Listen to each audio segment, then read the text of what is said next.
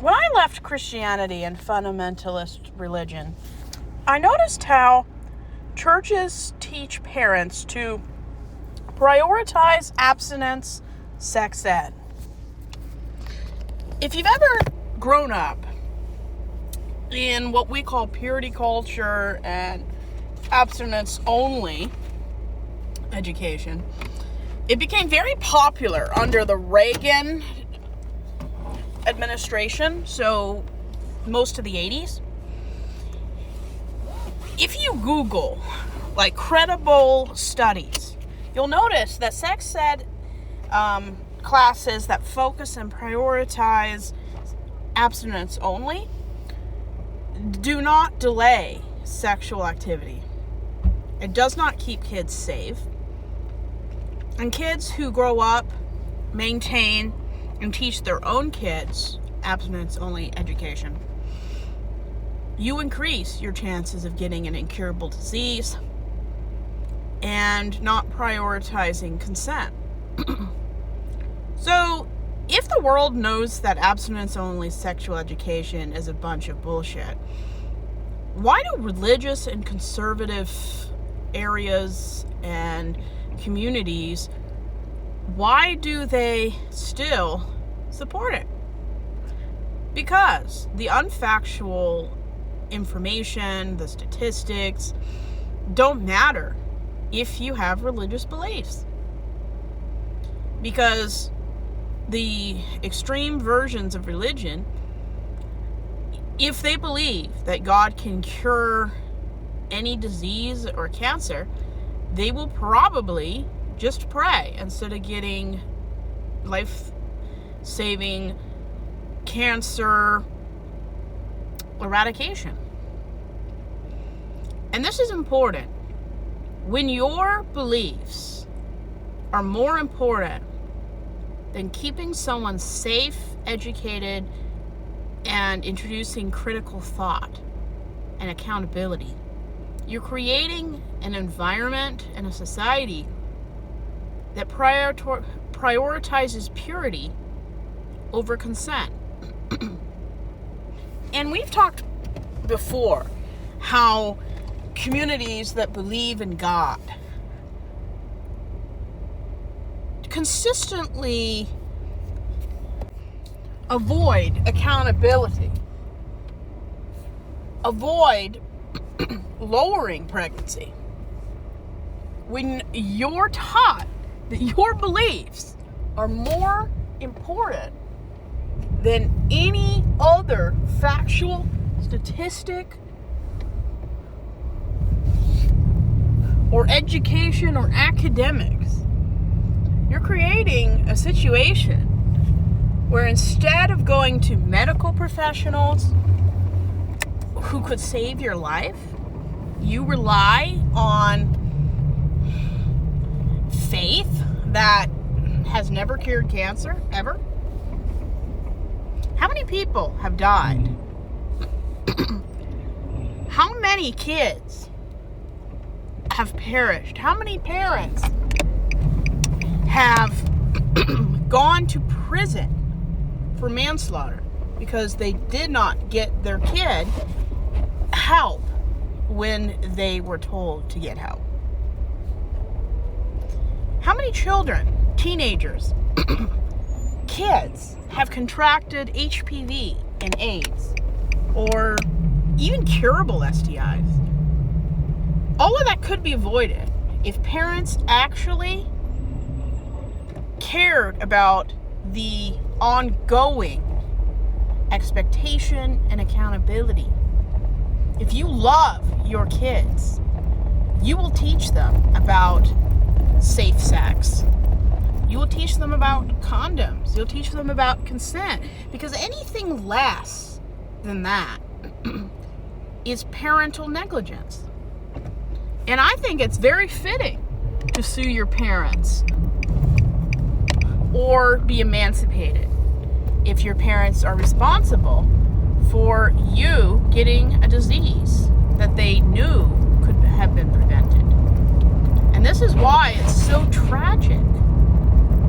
How many people have had their life shortened because their parents refused to let them get even the worst forms of sex ed education.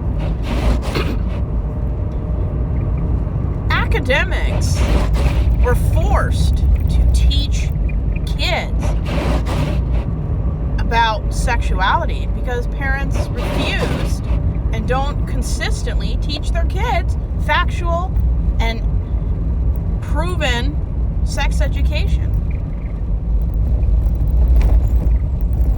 And what's really tragic is people, even kids, they don't grow up in homes that speak well of sex or focuses the attention on consent, boundaries, enthusiastic, informed consent. Because whatever sexual education they're going to get, it's probably going to lean toward the sex is bad, sex only belongs in marriage, women aren't supposed to be sexually active, and women's value is on their purity, which is disgusting.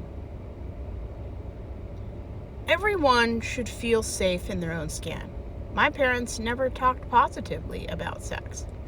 They never talked about how sex is fine as long as the people consent. And when you believe there's something inherently wrong with sex, you find on YouTube pastors' sermons, they actually lump in the same category as assault with consensual, unmarried, premarital sex. What is that teaching our next generation? If you can ask for forgiveness for premarital sex, you can do the same thing for assaulting people. And I'm not saying you can't ask for forgiveness when you assault people, but it's not the same thing as premarital sex. How could it be? It's not a crime to have consensual sex that is legal.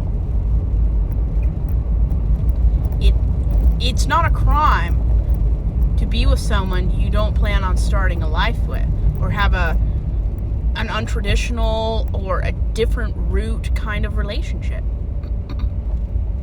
Because Christians have always idolized and worshipped and canonized marriage. Of course they would. It props up their heteronormative straight agenda. And what's so tragic is that women and kids are the collateral. How many women who believe that not having sex and being a good woman will set her up for having no sexual dysfunctions, no problems, and that she'll have a great sex life without even working on it? That's not how sex works. You can be a pure woman. You can do everything right and still marry a awful human being. Just because somebody claims to be a Christian and looks good up on a podium does not mean they're a safe person to be around. If that were true, Josh Duggar would be canonized. You can follow all of the patriarchal, sexist, gender role rules, and you're no more likely to find a decent person who wants the same things that you do when you want to have them. It's all about luck and sometimes a little knowledge. What you do or don't do with sex of your own free volition is really nobody's business. And if Christians were as interested in governing and controlling people's sex lives as they refuse to do for people who are hungry, who are strangers, who need help, our world would be a better place. Of course it would be a better place. Imagine living in a world where Christians cared as much about the homeless, the suffering wife, than they do about being homosexual. And I'm not an advocate for homophobia. I hate it. But it's something that just exists.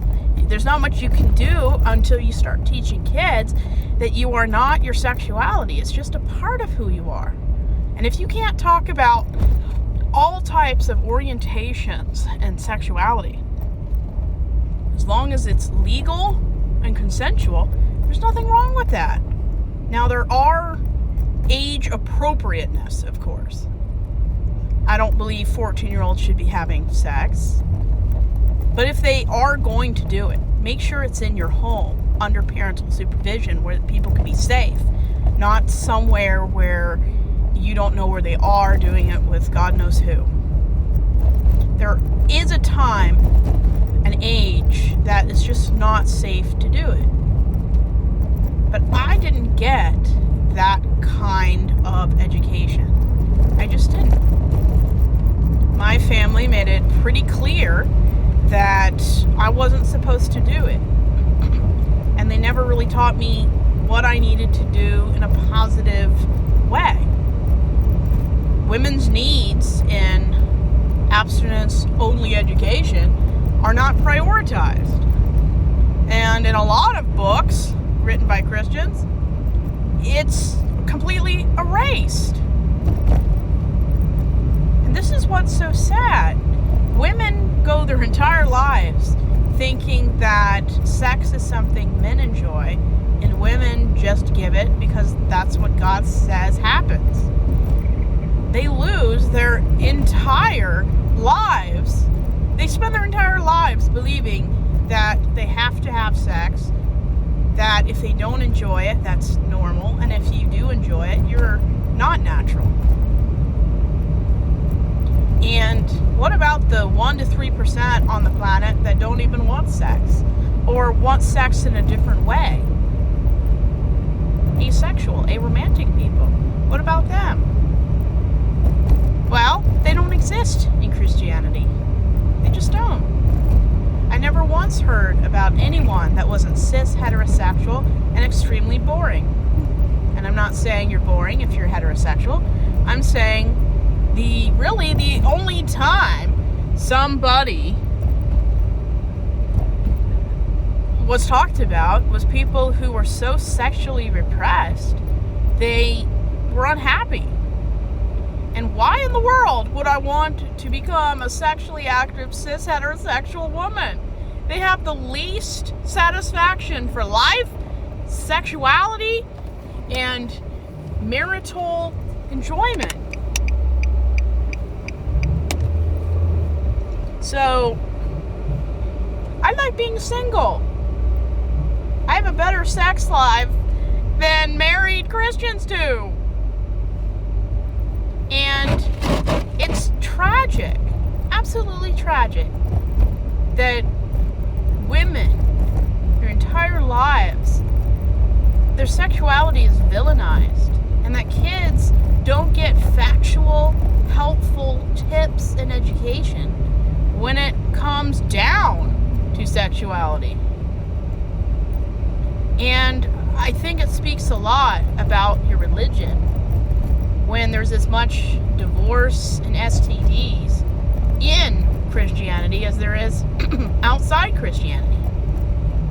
And when your conservative Christian men are crashing Grindr and Tinder and all those other lovely little apps that are perfectly legal and fine to use, but not if you're a self-proclaimed religious, sexually repressed person.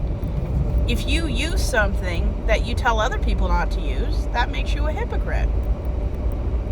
Christians just need to start teaching their kids factual sex education.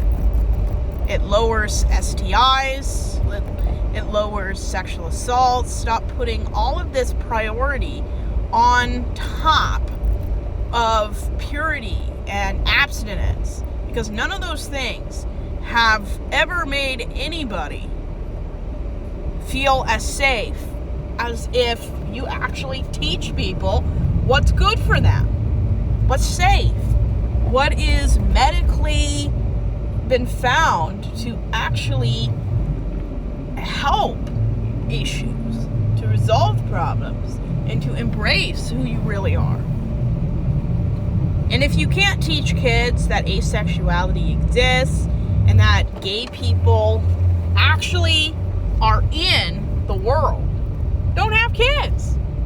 It's better not to have any kids than teach somebody a bald-faced lie that will probably keep them in the closet for half their lives than to teach them something even worse.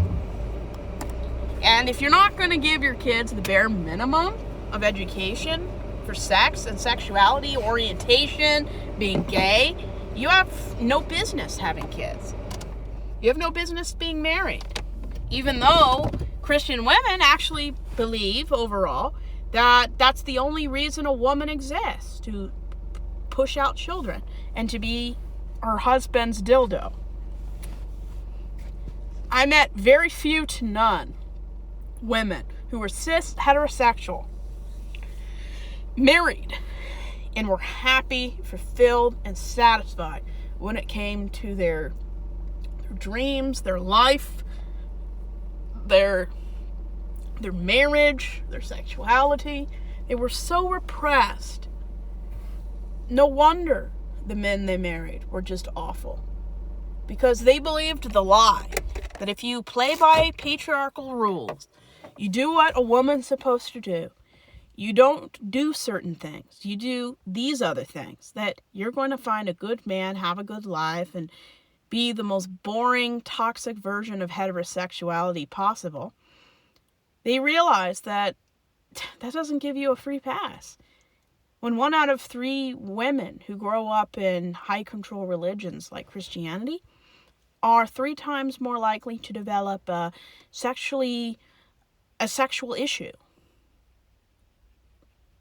And if a religion makes you 3 times as likely to experience vaginismus, pelvic floor pain, then if you're not a Christian, that tells me everything I need to know about your religion. I'll return it, or better yet, I won't accept it at all.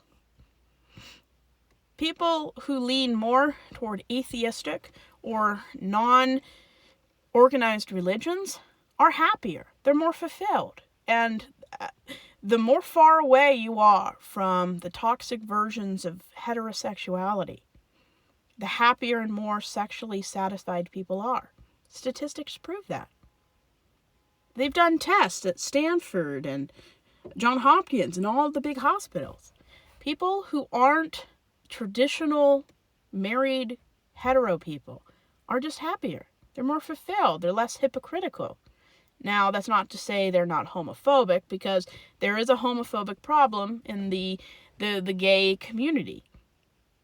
There just seems to be an overall happier way of life and just more happiness, escaping the toxic versions of mainstream orientations. Kids need to learn things that don't even apply to them. Just because you're straight doesn't mean you shouldn't know about other orientations. And I've heard of over 50 orientations alone. And there are a lot of people that don't like labels. So I don't put 100% stock in labels either. Because every few years we're adding more and more terms and definitions of what people are. And I think that's great. I didn't even get a straight sex talk. I didn't have positive conversations about sexuality. I did know that sexuality is something everyone experiences, which now I know that's utter bullshit. That sex is something married people do, that's bullshit. That sexuality is tied to reproduction, that's bullshit. You don't have to want to build anything with somebody in order to have sex. We call them one-night stands or hookups.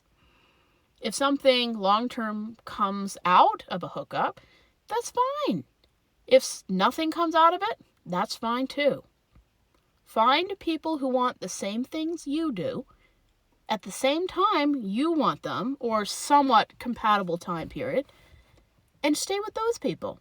And if you're the kind of person like me who just rather not join in the party at all because of how miserable it makes most people, especially in the heterosexual world, that's better too. No sexuality or orientation is better than the other. Just don't be toxic and boring. There's nothing worse than being a stereotype. And even if you are a stereotype, you can be an unusual one. I mean, I went to school and was with a lot of interesting people. I've met Asians who are amazing drivers. I've met some Asians that weren't. I've been around white Americans that were fat and white Americans that were soft and quiet. Even though the stereotype is that Americans are fat and loud, that's not an accurate stereotype for everybody. And we really shouldn't expect people to be stereotypes. I've met all kinds of people. I've worked with Jewish people who were friendly and weren't stingy. Every group of people is different and complex. And my family refuses to acknowledge that there's anything but being straight. I don't know how they deal with me, because that's another video for another time. But that's why I love atheism.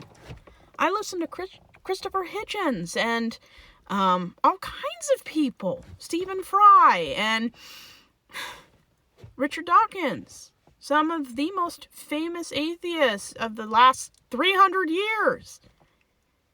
And they talk about how homosexuality, sexuality, or the lack of it is equal and perfectly fine.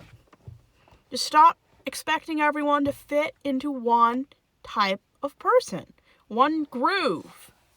And we need to stop thinking that everyone's heterosexual. When I look at people, I don't care what their sexuality is, because that's not why I'm spending time with them. I'm spending time with them for their personality or just being a human being. Now, if the sexuality is why you spend time with someone, that's fine. Not everybody wants to have conversations with the people they screw. Just treat people with respect. And the whole problem is, when you teach your kids that there's only one way to act out your sexuality, that there's only one kind of person and one type of place and period in which you can act on your sexuality, that's when it becomes a problem. You don't have to wait till you're married. As long as it's something you want to do and the partner you're with is single, or they have the permission of their partner and they're enthusiastic and they're legal, I don't care. I have so many other things to think about that I have no problem with that. And anyone who has a problem with that needs to get their priorities fixed. Because there is a lot of bad things going on. That consensual sex isn't on that list. And it really shouldn't be. Kids need to learn from the time they understand words what consent is, what autonomy and agency is. And the earlier you teach them, you don't have to undo a lot of social and religious programming. I escaped a religion that views sex as something sacred, and that there's only one right way to do it, and that you're supposed to have kids. It's very toxic. Why does sex have to look one way? Why can't it just be? Or left alone if that's your orientation. And if you have sexual disorders or you have a negative view on sex, go to therapy.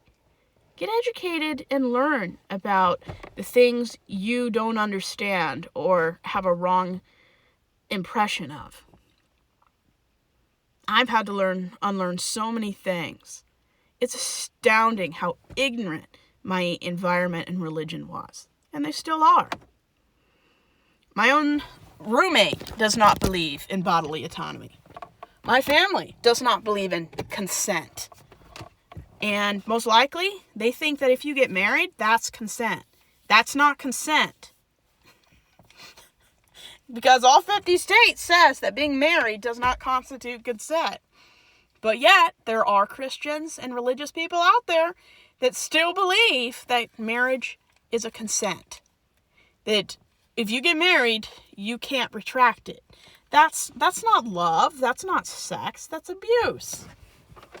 And if your partner isn't more enthusiastic than you are to have sex, don't try it. Unless they're the kind of person who has made it very clear that they need time to warm up and get in the mood. That would be the exception. But all other people, if they're not knocking you over wanting to do it, and they have so much enthusiasm and they're excited, then don't do it. We have a consent and an autonomy problem in this country.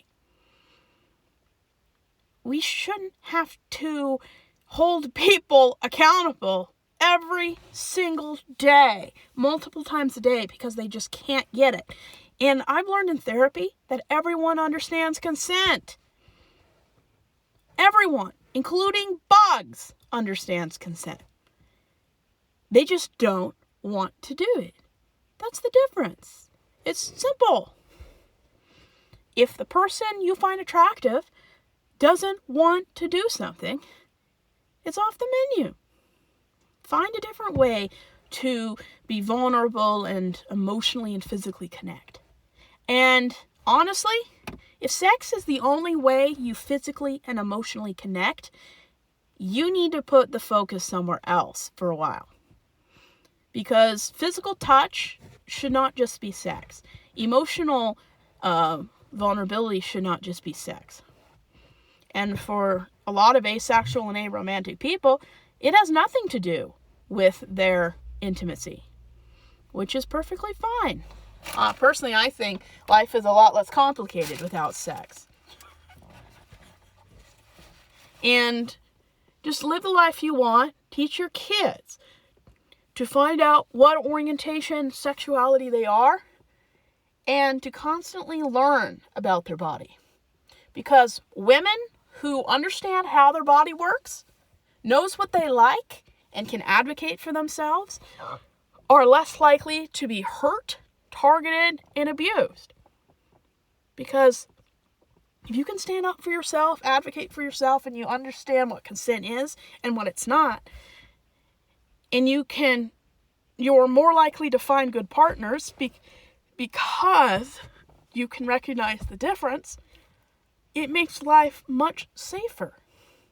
And women deserve better, and men deserve better too. Sex isn't a man thing. Not all men enjoy sex, and there's a lot of men out there that don't even want it, or they want it a lot less than the stereotype expects of men. Some women, they want it more than men. Some women want it less. Some don't want it at all. And it's not because they're asexual all the time. It can be asexuality. Sometimes it can just be having a crappy partner or being stressed, an autoimmune condition. There are many, many stressful factors there. But the environment I was raised in believed that if you're not having sex multiple times a month, then your marriage is unhealthy. And my opinion, the most unhealthy, toxic relationships I've ever seen in the church are couples that have sex all the time. Because the woman can't say no. Think about that one. And if you're in a religion that teaches anyone that they can't say no, this is illegal. You cannot be in a relationship and shouldn't want to be in one where your partner can't say no. You're basically a prisoner. And if the person doesn't understand informed and enthusiastic consent, they're probably not a healthy, safe place or partner to be with. Marriage does not mean consent. Doing it yesterday does not constitute consent. Saying yes and expecting never to change your mind is not consent. Consent is asking, reading the room, having compassion and empathy. And if you can't have certain difficult conversations, you shouldn't be doing sex and you shouldn't be having kids. That is the bare minimum of teaching your kids how to be a healthy sexual person. And if you judge a parent by how well adjusted a kid is, especially by adulthood sexually, most parents would fail. And yes, America has some of the most pathetic sex ed education. We're on the same level as certain countries in Africa that are third world countries. That's shocking. And it's hard enough to learn about the female body, let alone transgender bodies. I don't think that will ever be taught in school while I'm alive. I hope I'm wrong. But if we're lucky to get African American history, let alone even dare to expect learning about gay history, it's the same thing about all forms of sexuality.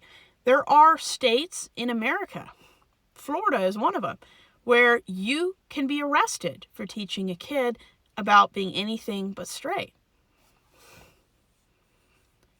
If you don't want to have a kid that isn't straight, don't have a kid. Because you have a 1 in 5 chance that your kid won't be straight. And regardless of how the kid turns out, if you can't love your kid unconditionally, educate them, even if it goes against your beliefs, you're an unfit parent. My parents thought that protecting me was more important than educating me. And it's not.